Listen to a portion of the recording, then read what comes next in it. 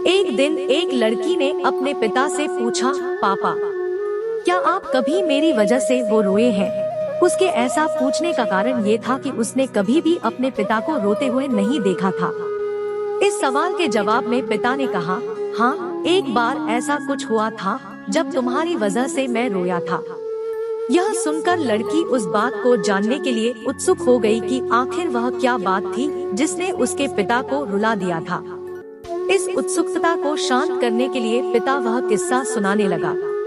बात उस समय है जब तुम 8 माह की थी।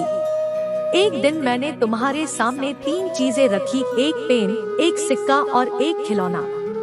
मैं ये जानना चाहता था कि तुम उन चीजों में से क्या उठाओगी। उनमें पेन बुद्धिमत्ता का प्रतीक था, सिक्का धन का और खिलौना मनोरंजन का प्रतीक था। मैं ये सब बस एक जिज्ञासा के कारण कर रहा था।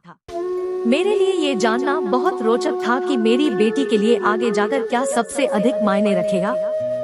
मैं तुम्हारे सामने बैठकर बेसब्री से तुम्हारे अगले कदम का इंतजार कर रहा था। मैंने देखा कि कुछ देर बैठकर तुम उन चीजों को देखती रही, फिर घुटने के बल पर चलते हुए उनकी ओर बढ़ी। जब मैंने तुम्हें आगे बढ़ते हुए देखा तो मेरी धड़कनें मानो सी रुक गई।